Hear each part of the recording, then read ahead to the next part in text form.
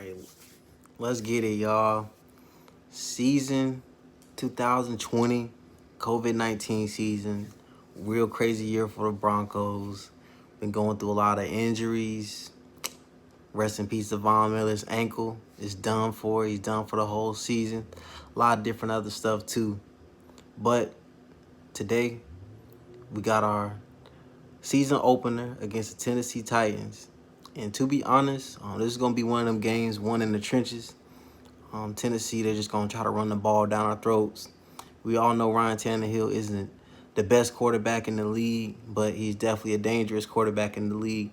Look at what he did in the playoffs. But today what I'm going to do is I'm just going to run down pregame every matchup and see where the Broncos can really take advantage or if I really think we're going to lose the game. But I'll go ahead and get it out of the way. I think that we're going to win the game. But let's go ahead and start off with quarterback. We got Drew Lock, a 5-1 starter, versus Ryan Tannehill, who was a starter for the Miami Dolphins. I mean, there's not really much more to say than that about him. I believe Drew Lock is a better quarterback. He has a better arm. He just doesn't have as much game experience as Ryan Tannehill. So as long as Drew Lock comes out, beats his natural self, we'll win this game.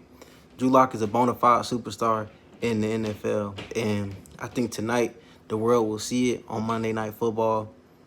Next, we got the running back matchup. And really and truthfully, my opinion on this is kind of so-so because, I mean, on one hand, we got Derrick Henry, who's an all-pro running back. Then on the other hand, we got two Pro Bowl running backs, Phillip Lindsay and Melvin Gordon.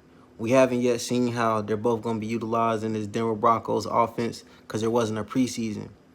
But 2 versus 1, I still have Derrick Henry being a better, more favorable matchup going up against Denver's defense. So definitely I think Derrick Henry may have more yards and more touchdowns at the end of the day. And also because I think their offense is just going to rely on him to take them to the promised land. I mean, what more do they have? Next, we got the O-line. Excuse me. Some star players on Tennessee's O-lines, like Ben Jones. Ben Jones, great, man. But for Denver, it's kind of like we got to see what's going on. These guys have been inconsistent. Garrett Bowles, we all know how that goes. We got Leary that can't stay on the field, so we don't really know what he's going to do. Then we got Lloyd Cushenberry. Lloyd Cushenberry, they're saying great things about him in training camp, but, I mean, they say great things about almost everybody in training camp. But we'll really see how it goes. Rookie centers in this league really struggle, but apparently they say Lloyd Cushenberry from LSU is a different breed. Next, we got the matchup on the D-line. And this is where I really think Denver has a chance to win this game. If we just dominated the D-line, we'll win this game. I mean, we got Shelby Harris in there getting it in. Of course, we stole Jarrell Casey from this team, so he's going to be looking for vengeance against them, I believe. He's going to do a good job. But, I mean, on Tennessee's D-line, I mean, they got Jack Crawford, Jeffrey Simmons, a lot of unnamed talent. And then next, I got the wide receivers up here. I was waiting to make this video because of Cortland Sutton, because he's basically a game time decision, but he just came out and said he's not going to be playing. I know Coach Fangio said that all he had to do was do 10 jumping jacks before the game, and I guess he couldn't even do that. So I definitely have Tennessee having the edge on us at wide receiver, mainly because Corey Davis is a beast, A.J. Brown's a beast, 2 hell of a talents, and we got a rookie coming in who's a great rookie, Jerry Jeudy, and we got Tim Patrick. Tim Patrick is so-so, man. And then we also got, I mean, it's all on if Hamler touched the field. I mean, I don't know if he is or not, but Hamler could touch the field. Hamler could possibly not touch the field.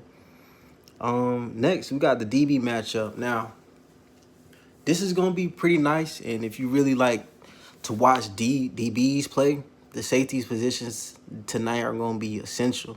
I mean, we got Justin Simmons. He's amazing. But then also on the other side of the football, they got Kevin Byard back there. They got a lot of good athletes. Who's the other guy? Vaccaro, Kenny Vaccaro. Um, Kenny Vaccaro, Byard, Justin Simmons.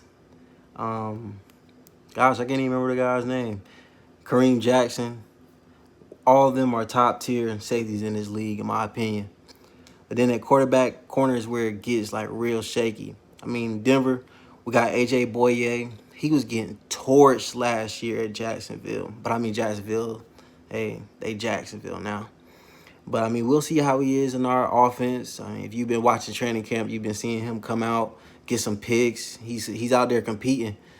But then the rest of our cornerback position is real shaky. But I mean, all of Tennessee's cornerbacks are shaky. None of these guys are proven. None of these guys are shutting anybody down. So Jerry Jeudy can really make a name for himself tonight. Last but certainly not least is the linebackers. So I think that we definitely have the better linebackers. Bradley Chubb, top tier. But then they also have Jadeveon Clowney. Now, Clowney was just signed by them a few days ago. We'll see what he's going to be doing in the offense, if they even going to be using him at all. But I definitely think that we have the better linebackers. My prediction for the score is going to be 28-14. I think we're going to come out, score on the first possession, and it's going to be pretty competitive from there. But I ultimately believe that this is Drew Lock's coming out party. Everybody's going to see what he's made of. All Tennessee is going to try to do is run the ball, and as long as we stop them early, it's going to be a short night for them boys. All right. Broncos country.